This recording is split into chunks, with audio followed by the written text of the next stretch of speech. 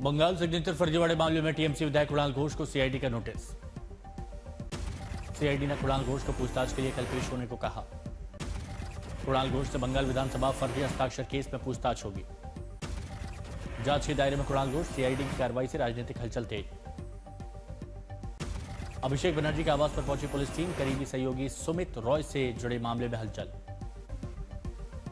Shalbani police के अभिषेक बनर्जी के घर दस्तक, मामले को लेकर राजनीतिक चर्चाएं तेज। पुलिस के अभिषेक आवास पहुंचने की खबर के बाद ममता बनर्जी भी पहुंची, कुछ देर बाद रवाना हो गई। भर्ती घोटाले में जांच में टीएमसी विधायक मदन मित्रा के आवास पर ईडी के छापे। मदन मित्रा के घर ईडी की कार्रवाई, भर्ती घोटाले से जुड़े दस्तावेजों की जांच। कल दिल्ली में टीएमसी के बागियों की बड़ी बैठक, बंगाल के सीएम शुभेंदु अधिकारी शामिल होंगे। टीएमसी के बागियों का एक्शन प्लान तैयार, लोकसभा स्पीकर से सोमवार को मुलाकात की तैयारी, अलग गुट को मान्यता देने की मांग कर सकते हैं। धार्मिक भावनाओं को ठेस पहुंचाने के आरोप में ममता बनर्जी पर कोलकाता की हर स्ट्रीट थाने में एफआईआर दर्ज। भड़काऊ भाषण मामले में अभिषेक बनर्जी को मिला सीआईडी का नोटिस, एमपी एमएलए खरीदकर टीएमसी को झुकाना नामुमकिन, अभिषेक ने कहा। सीएम शुभेंदु अधिकारी ने ममता बनर्जी के करीबी के एक विज्ञापन एजेंसी के खिलाफ जांच के आदेश दिए। टीएमसी के बागी सांसद जगदीश बासुनिया का बयान, तृणमूल में अब बोलने की आजादी नहीं, बतौर सांसद मेरे पास कोई आजादी नहीं। 20 जून को बंगाल राज्य दिवस समारोह में शामिल होंगे पीएम मोदी, सीएम शुभेंदु ने जानकारी दी। टीएमसी सांसद और ममता के करीबी कीर्ति आजाद का आरोप, हमारे सांसदों को डराया धमकाया जा रहा है। अभिषेक बनर्जी का कल्याण बनर्जी पर बयान, कहा वो मेरे सीनियर, उन्हें अपनी बात कहने का पूरा हक, मैं उनका सम्मान करता हूं। बीजेपी पर अखिलेश का बड़ा हमला, कहा वो मुंह से स्वदेशी मन से विदेशी।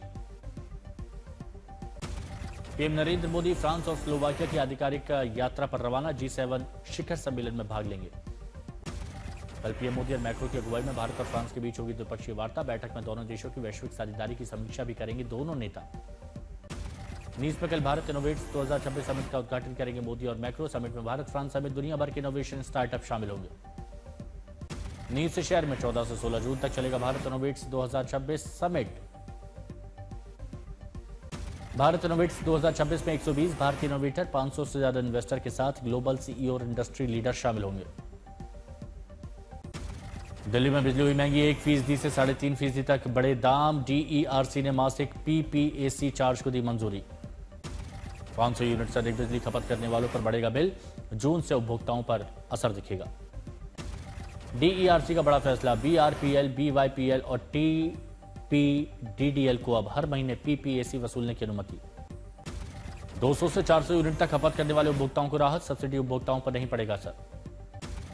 दिल्ली बिजली दरों में बढ़ोतरी पर आपका हमला, ट्वीट कर लिखा, दिल्ली में बीजेपी की डबल इंजन सरकार है तो कम से कम रेट तो डबल करेगी ही। सीएम योगी पर बोले अखिलेश, हमारी सरकार बनेगी तो फर्जी मुठभेड़ वालों के खिलाफ एक्शन लेंगे, बेरोजगारों को नौकरी देंगे। अखिलेश के कार्यकाल पर सीएम योगी का तंज, का 2017 से पहले बदहाल था उत्तर प्रदेश, पहचान का संकट था। मोदी सरकार के 12 साल के कार्यकाल पर सीएम योगी ने कहा, 2014 से पहले देश में अविश्वास का माहौल था, अब हर स्तर पर काम हो रहा है। पंजाब को लेकर दिल्ली में बीजेपी की बड़ी बैठक, अध्यक्ष नितिन नवीन और अमित शाह शामिल हुए। अमरनाथ यात्रा को लेकर दिल्ली में अमित शाह की समीक्षा बैठक, श्रद्धालुओं की सुरक्षा और सुविधा पर जोर, एलजी मनोज सिन्हा भी मौजूद रहे। राजधानी दिल्ली समेत उत्तर भारत के कई राज्यों में गर्मी वाली खबर, मजबूत वेस्टर्न डिस्टर्बेंस के कारण उत्तर भारत में हफ्ते भर बारिश का अनुमान। दिल्ली के साथ यूपी, पंजाब, चंडीगढ़ और राजस्थान के लोगों को राहत मिलेगी। मौसम विभाग ने कई राज्यों में 16 जून तक आंधी बारिश का अनुमान जताया। मौसम विभाग ने बारिश के साथ ही 60 किलोमीटर प्रति घंटे की रफ्तार से चलने की हवाएं बताई। मौसम विभाग ने पूर्वोत्तर के राज्यों समेत देश के कई राज्यों में अगले 5-7 दिनों में भारी बारिश की संभावना जताई, सावधानी बरतने की अपील। भारी बारिश की संभावना को देखते हुए मौसम विभाग ने पश्चिम बंगाल के पहाड़ी इलाकों, केरल, कर्नाटक, तमिलनाडु के लिए जारी किया अलर्ट। शिमला समेत हिमाचल के कई इलाकों में हुई जोरदार बारिश, मौसम विभाग ने 2 दिन आंधी बारिश और ओलावृष्टि का जारी किया अलर्ट। रुक रुक कर बारिश जारी रहने का अनुमान, ज्यादातर इलाकों में तापमान में कई डिग्री तक आई गिरावट। मसूरी में हुई मूसलाधार बारिश, थमी ट्रैफिक की रफ्तार। कई जगहों पर तेज हवाएं चलने से लोगों को सुरक्षित जगहों पर छिपना पड़ा, बड़ी संख्या में सैलानियों ने बारिश का लुत्फ उठाया। लगातार बारिश और ठंडी हवाओं के कारण मसूरी में ठंडा हुआ मौसम, अचानक गिरा तापमान। सुकमा में शॉर्ट सर्किट से कार में लगी भीषण आग, बाल बाल बचा परिवार। जालना में पैसे के लिए मासूम बच्चे को बनाया निशाना, हाथ पैर बांध कर अमानवीय पिटाई, पुलिस ने बच्चे को सकुशल छुड़ाया। अजमेर में सीएनजी कार में अचानक आग लग गई, सभी यात्री सुरक्षित। पूर्व तृणमूल विधायक निर्मल माझी को पार्टी कार्यालय में घुसे ग्रामीण, जमकर तोड़फोड़ की। पटना में छापेमारी करने गई पुलिस टीम पर फायरिंग, एसआई एएसआई घायल। वडोदरा में नशीले पदार्थ की बिक्री बंद करने को कहा तो भड़के तस्कर, आरोपियों ने शिकायतकर्ता समेत 3 को गोली मारी। खोड़ में केमिकल फैक्ट्री में लगी भीषण आग पर काबू पाने के लिए दमकल विभाग की आधा दर्जन गाड़ियां पहुंची। मथुरा में रुपयों की मांग करने के आरोप में तैनात दरोगा को गिरफ्तार किया, 25-25 हजार की वसूली कर रहा था। अमरावती में प्रतिबंधित HTBT कपास बीज का बड़ा भांडाफोड़, करीब 7 लाख का माल जब्त, आरोपी गिरफ्तार।